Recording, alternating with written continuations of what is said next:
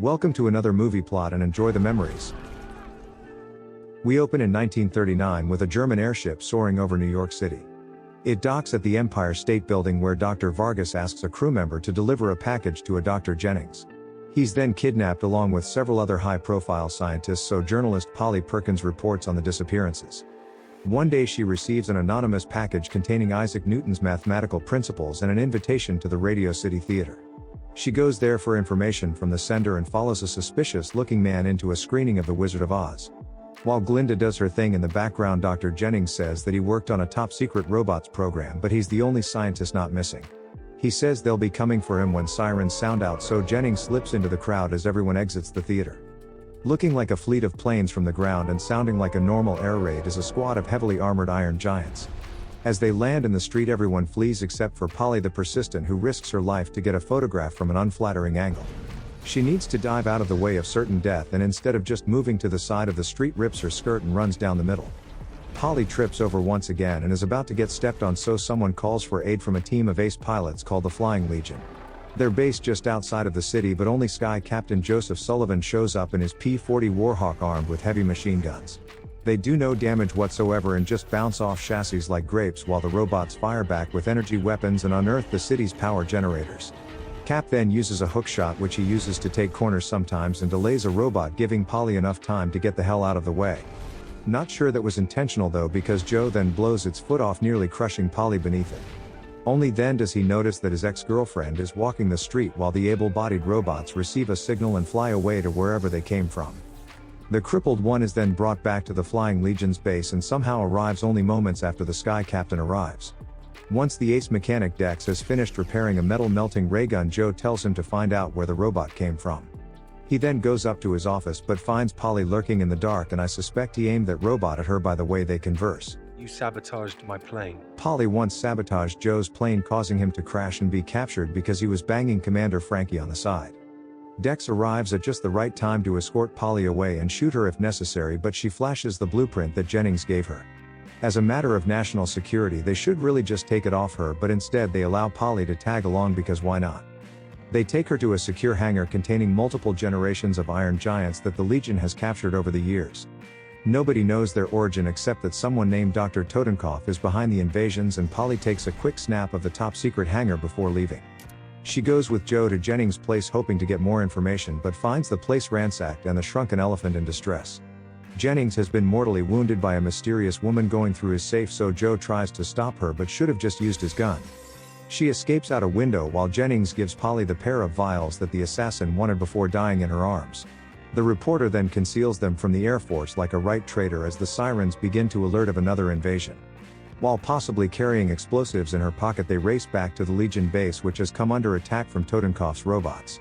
This time their bird-like machines called Flying Wings and dive bomb the base, destroying the entire Legion except for Sky Captain, of course.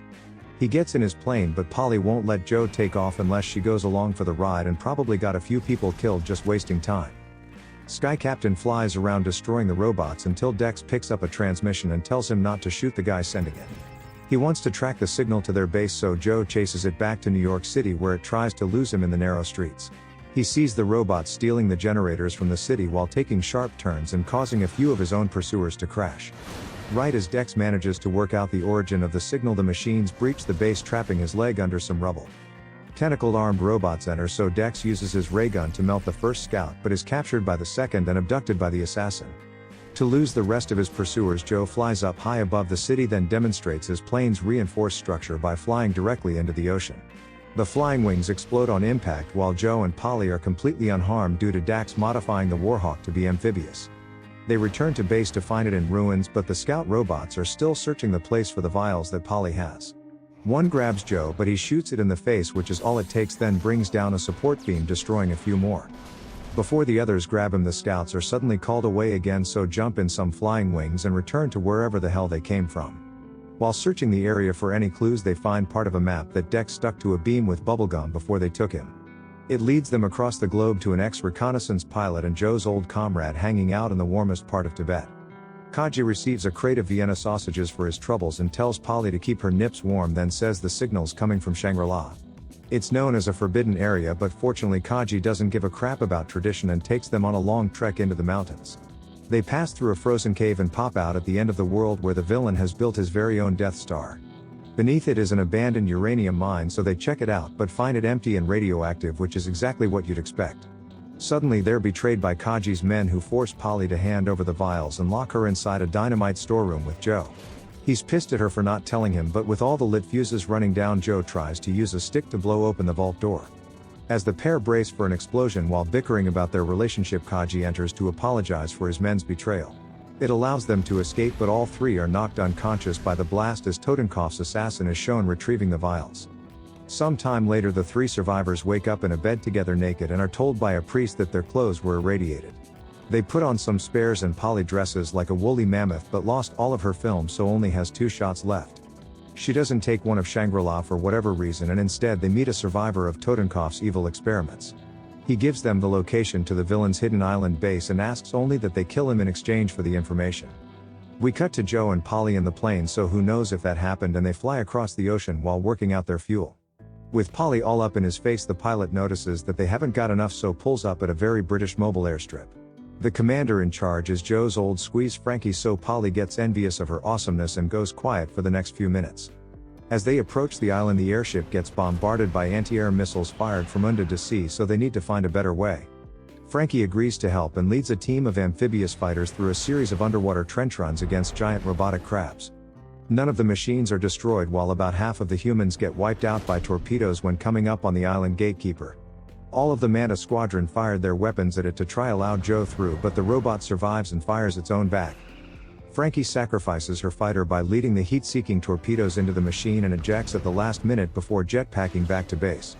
Paley continues to remain silent because she's so impressed, while Joe's Warhawk emerges in a small pond on the edge of the island. She returns to acting all big-headed when noticing that the reflection of the registration number spells her name. They find strange prehistoric creatures on the island, yet Paley doesn't document any of it because she can still only take 2 photos. When coming across a baby pterodactyl thing, the parents chase the intruders over a log bridge where Sky Captain loses his gun.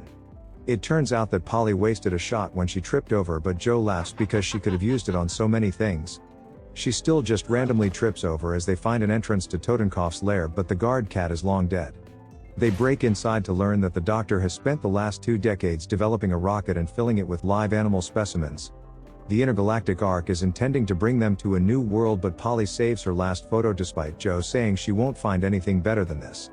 Probably hearing all of the bickering, the assassin arrives with an army of security droids that, along with the workers, go after Joe and Paley. Dex pulls up on a hover platform with a couple of escaped scientists, so the pair jump on as the countdown to launch begins. One of them explains the vials Paley had are specimens of Adam and Eve while escaping the pursuing droids with Sky Captain's wily ways. Reaching Totenkoff's office to confront him, Joe uses the ray gun on one of the guards, but it runs out of juice for the second. He weakens a leg and tackles it over, but one of the scientists gets overzealous and runs ahead between 2 Tesla coils. They fry him into dust while a hologram appears of Totenkoff, warning the rest of the group to turn back or die. Dax has heard enough, so shuts the system down while Joe and Paley tests if it's safe to enter instead of just throwing something. Inside the office, they discover that Totenkoff died almost 20 years ago and the machines are just following their programming. If the rocket's allowed to take off in 3 minutes, then it'll destroy the Earth's atmosphere, so Joe volunteers to jump on board and sacrifice himself. Since Paley doesn't want to leave his side, Joe gives her a kiss, then knocks her unconscious so that he can go it alone. However, before reaching the rocket, Joe is blocked by the assassin, who is also just following programming because she's a fembot. Unlike the clunky models, she was built into a tight little package that beats the crap out of Joe until Paley shows up and knocks her face off. With the android lying in pieces, she punches Joe to return the favor, then they make it on board with seconds to spare. As the rocket takes off and leaves the island, Dax and the scientists escape on the hover platform and watch it from the sea. Joe begins to cross a long walkway when Paley presses a button ejecting the animal cargo, and the pressure nearly sucks them both out. The pods deploy little parachutes and drift back down to the island while Joe and Paley avoid being crushed by a giant decorative sword. When they try to cut the right power line, the fembot returns, but Joe just sticks her own energy weapon into the machine's face. He then uses it to disable the fuel line and they bail out in an escape pod just before the empty rocket explodes. Joe and Paley descend safely into the ocean to witness Franky and several other airships sending strike teams down to the island. Various animals and dinosaurs make their way back to shore, but Paley uses her only film to take a picture of Joe instead. Although it was a thoughtful gesture, Sky Captain points out that Paley's lens cap was still on. And the movie ends.